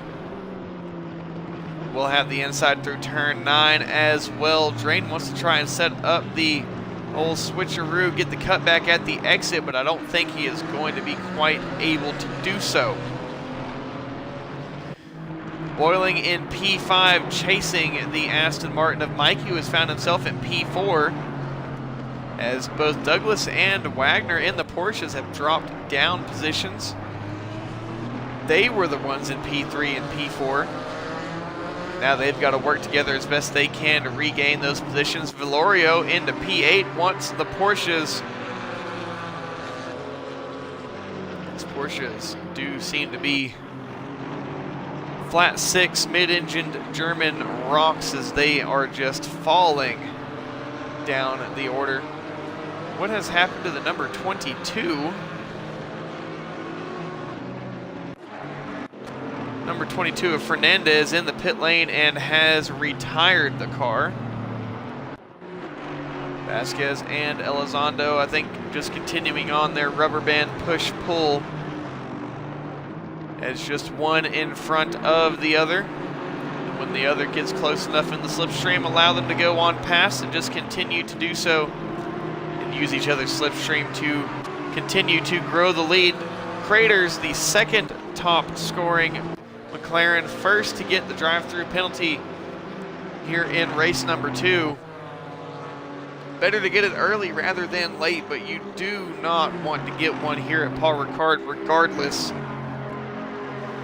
At least there's enough traffic behind. He would come out in that traffic, I believe, if he's very, very quick in and out of the pit lane without speeding. Very crucial factor there, not speeding in pit lane.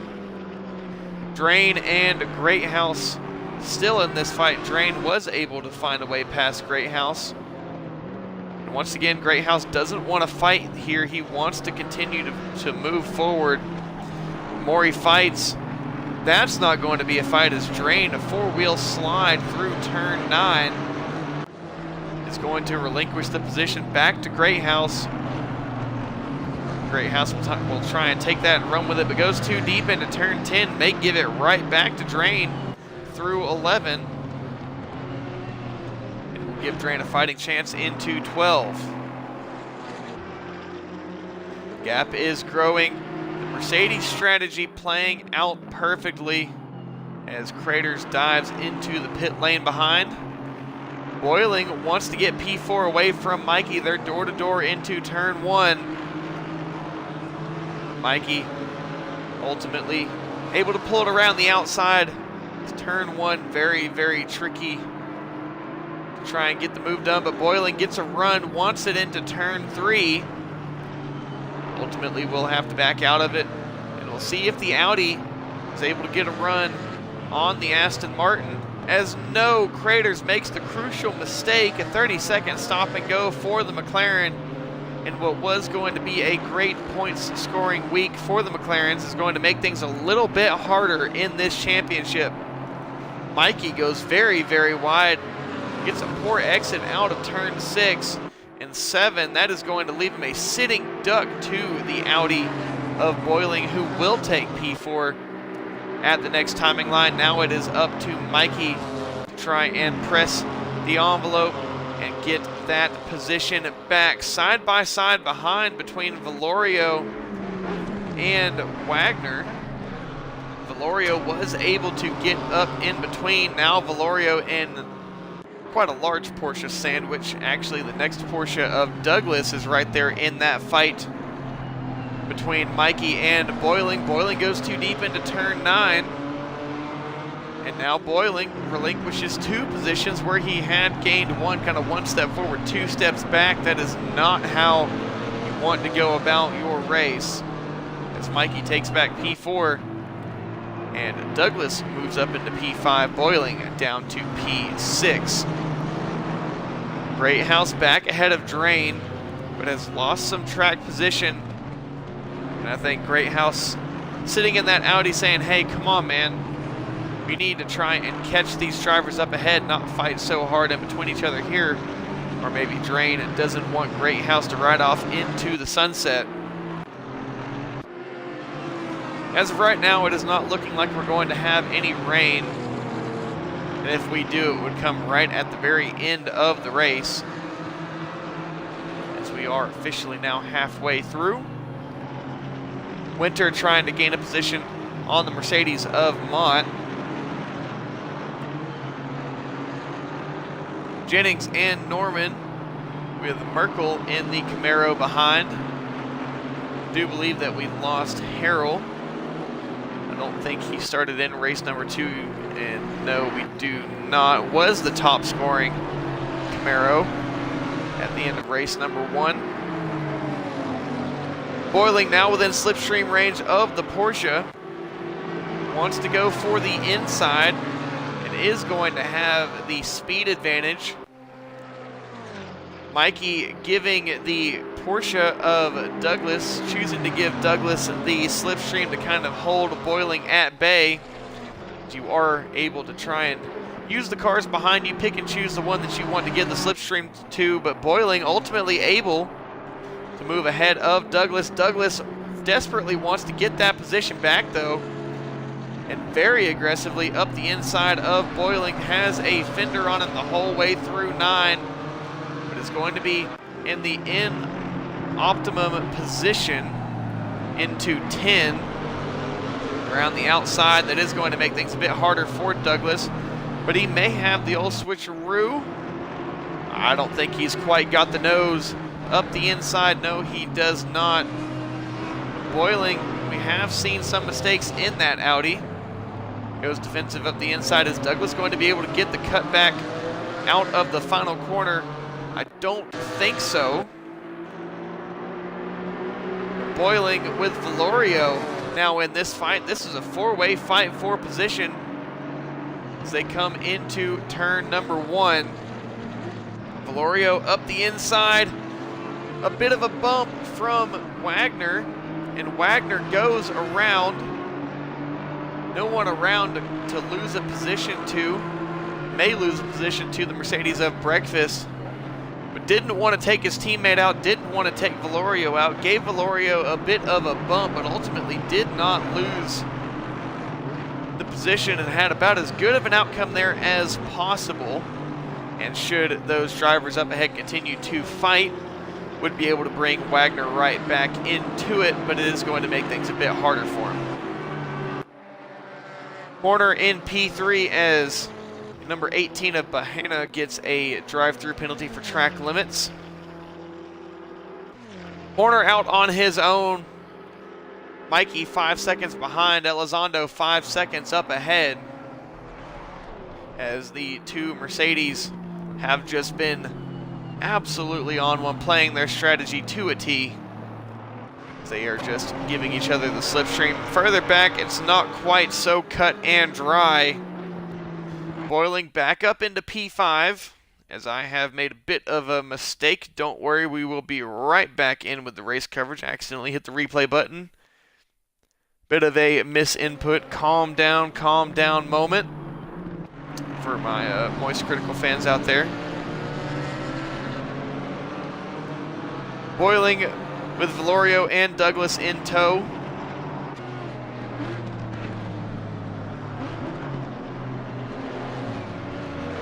Boiling seems to have some issues into the penultimate corner, as all of the drivers behind him or ahead of him, he either loses time or the drivers behind him start to gain time on him. I think just some issues with the handling in that Audi. And if I believe the sentiment of the Audi drivers and kind of the despair that the rest of the field holds for those Audi drivers, likely going to be very ready to move up into the GT3s. Valorio wanted an overtake on Boiling into turns 3 and 4. Ultimately did not happen, but Valorio going to be well into that slipstream. Mikey able to have a little bit of breathing room, pull ahead. Valorio has Douglas in tow right behind. But Valorio obviously winning this slipstream fight. The three of them all benefiting from the slipstream. The BMW greatly benefiting from it as he is pulling right up onto the rear of that Audi of Boiling. Will pull to the outside, is not going to be able to clear the Audi, but may try to get the cut on the Audi into turn 8. It's not going to happen here, maybe into turn 9. Boiling just drives a little bit deeper, and they stay the same. Winter trying to chase down the Mercedes of Mott. And Franklin and Wilson in a fight here. Franklin in the McLaren, Wilson in the Aston Martin. Back up ahead with this fight between Boiling, Valorio, and Douglas. A teammate of Wagner, right there behind. He's not too far behind after that spin on the previous lap. And Boiling able to survive just a little bit longer. Has Valorio in tow, has Douglas right behind. But the BMW does seem to have a bit of a top speed advantage compared to the Porsche in terms of raw pace without the slipstream.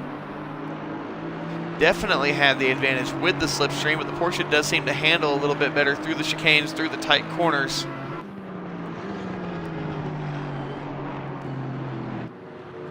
Are we going to see a swap of position at the lead here once again? 8.5 minutes left in this race, and the Mercedes drivers have made it boring. Go back. Actually, I think Elizondo having a bit of connection issue there.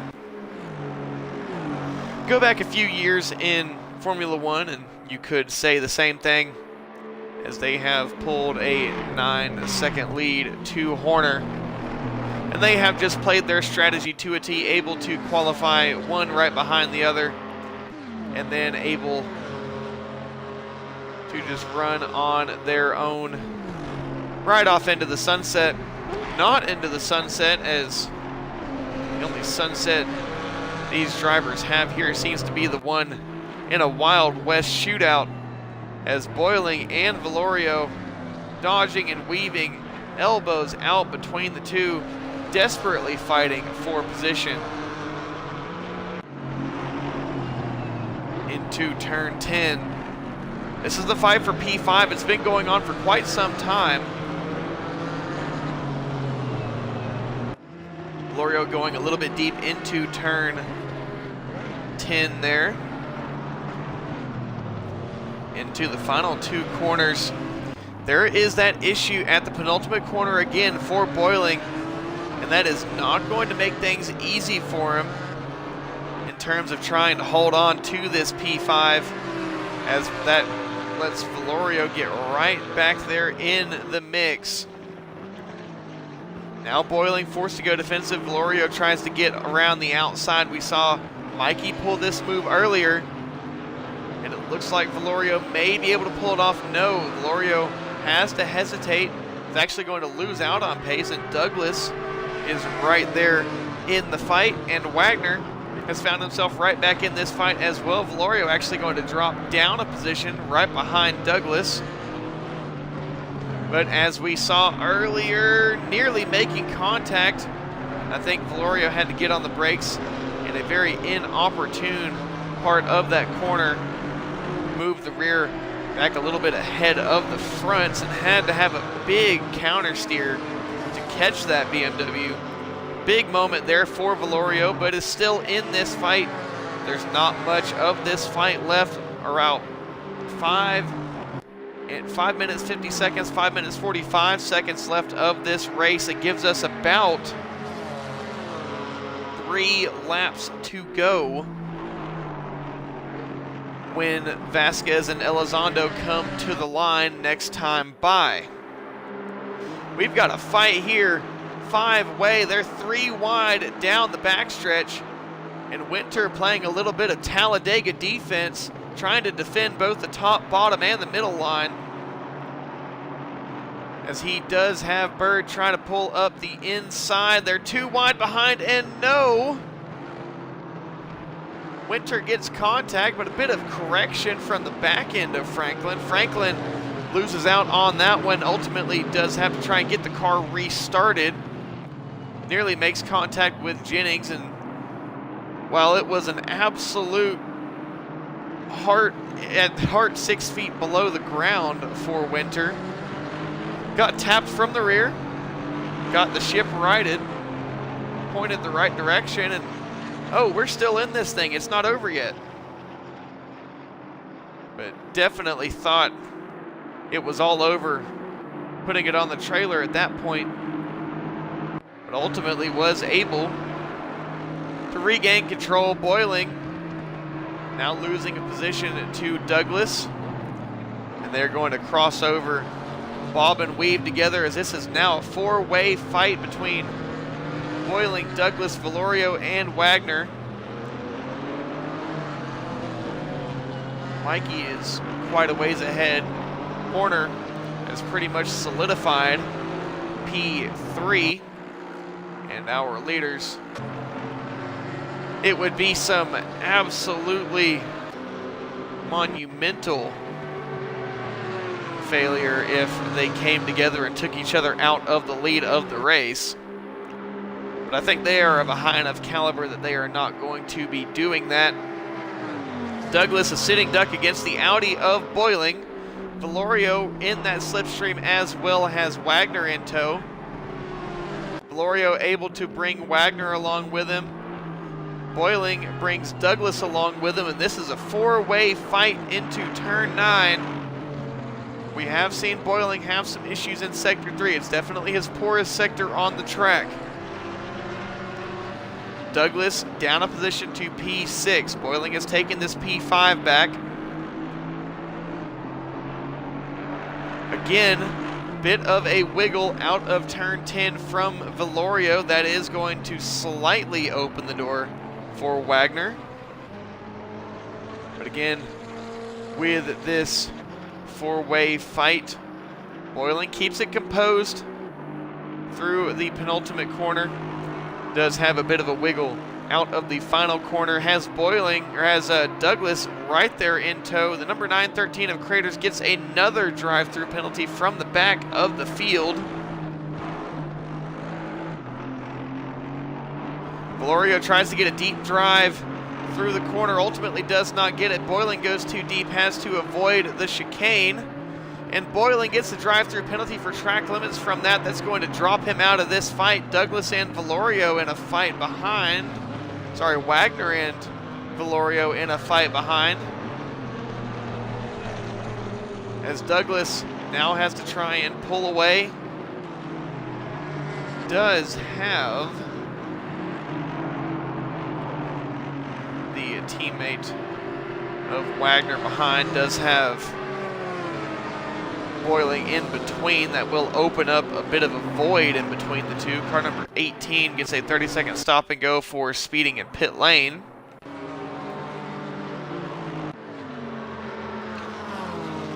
But our leaders will be bringing us to the final lap of this race, and I thought we lost Elizondo there for a second.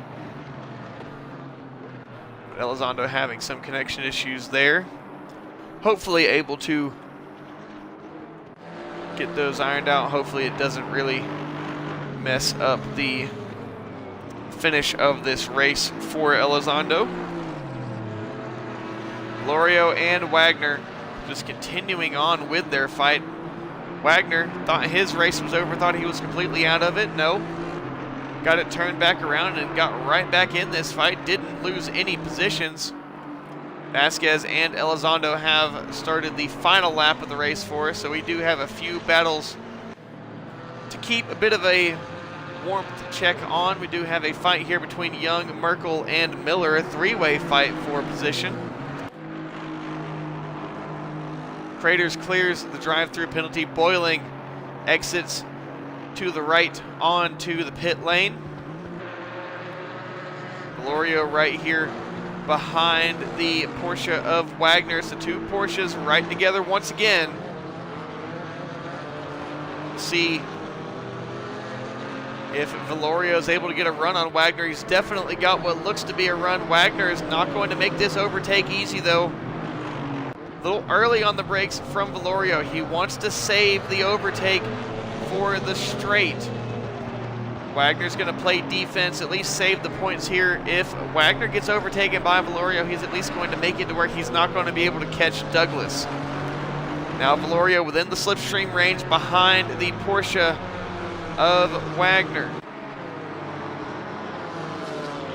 We'll check on with our leaders as they cross the line. It's going to be a Mercedes 1-2 as long as they survive the rest of the lap. They've just got to make it through the rest of Sector 3. Valorio right here behind Wagner.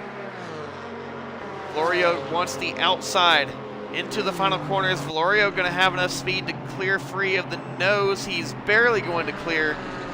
He is ahead. We'll see if Valorio is able to hold on to it. Once this P6 wants to get it away from Wagner. Not going to be able to catch Douglas up ahead. We will hop on with our race leaders for a brief moment as Vasquez with Elizondo right behind. It's a Mercedes 1-2 as they cross the line and take the checkered flag. Horner will bring home P3. We've got to hop back on this fight between Valorio and Wagner into the final corner. It's got to be a lunge from Wagner. Wagner opts for the outside, wants to get the cutback. It's a drag race to the line. It's definitely going to be a drag race. Is Wagner going to have the better exit? I don't think so. Valorio has the higher top speed, and it's Valorio, P6 ahead of Wagner, P7. Breakfast P8, Drain P9. Bird will bring home P10. Wilson will bring home P7. Winter will bring home P8. Mott will bring home P9. Boiling will ultimately, actually Mott will bring home P13, my bad there. Boylan will bring home P14. Norman, P15. Young will bring home P16. Franklin, no, Merkel takes P17. Franklin, P18. Jennings, P19. Miller, P20. Trotman, Grant, and Granados, no, they make contact. It's a bit of, come on, man, why'd you do that?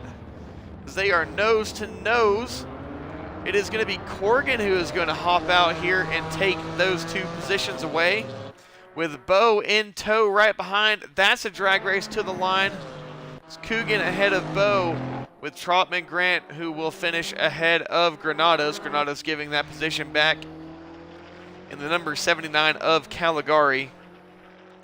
On a bit of a Wednesday evening cruise here in France, we'll bring home the final spot on the grid, or at least will be our final finisher. It's actually going to be Bahena taking home P26. Actually, Craters will bring home P25. Caligari will bring home P24. And across the line, that will bring it into it. It's Vasquez, Elizondo, and Horner at the top of the board. Mikey P4, Valorio P5. Race results will be uploaded to SimGrid. Thank you all for tuning in. It's dinner time for me.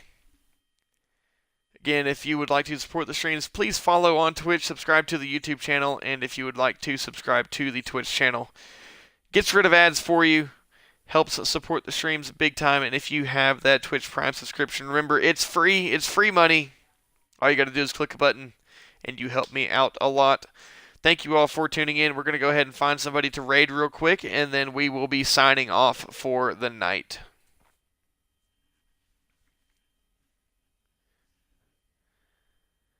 As I think we are actually going to hop on with Pit Skill. Actually, no, we will go to Syntax. We're going to go hop on and raid Syntax. And nope, Syntax is offline now. Just went offline.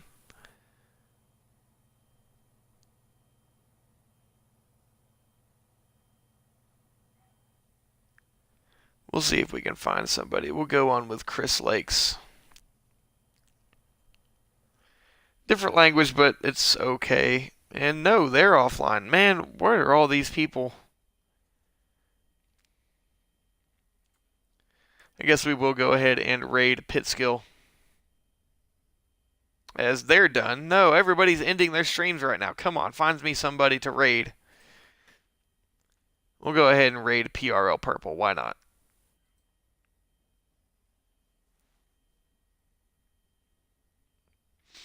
Again, thank you all for tuning in. And we will raid PRL Purple, who is, I believe, just doing some public races. So go ahead, give them some love, and I will see you guys next week.